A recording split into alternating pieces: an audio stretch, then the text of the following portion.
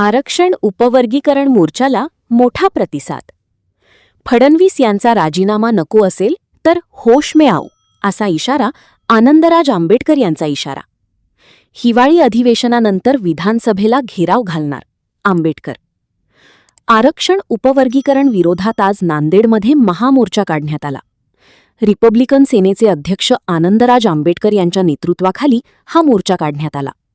या मोर्चाला मोठा प्रतिसाद मिळाला. अनुसूचित जाती प्रवर्गातील 59 जाती या मोर्चात सहभागी झाल्या होत्या. दरम्यान हा मोर्चा राज्य सरकारसाठी इशारा आहे.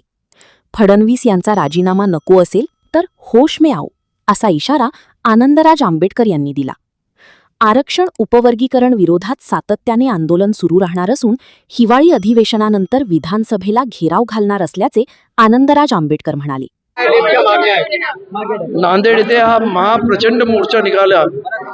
लाखोच्या संख्येने नांदेडचे आंबेडकरी समाजाचे लोक आणि अनुसूचित जातीचे सर्व 59 जाती आज या इथे उपस्थित होत्या. सरकार जो उपवर्गीकरणाचा अनुसूचित जातीमध्ये घाट घालतोय त्याच्या विरुद्ध हा जन आक्रोश या इथे उघडला होता. आणि त्यामुळेच सरकारला आमचं सांगणं आहे, आणि खास करून मुख्यमंत्र्यांना, जे सतत हे उपवर्गीकरणार अशा पद्धतीच्या घोषणा करतायत, होश में आओ. तिथे धर्मेंद्रचा राजीनामा झालेला दिल्लीत, इथे महाराष्ट्रात देवेंद्रचा व्हायचा नसेल तर होश में आओ एवढंच माझं सांग. एक विषय असा आहे की धर्मेंद्र प्रधानाच्या राजीनाम्यासाठी काँग्रेसने जो काही आंदोलन केलं त्याचा म्हणजे सातत्य होतं, ते हटले नव्हते.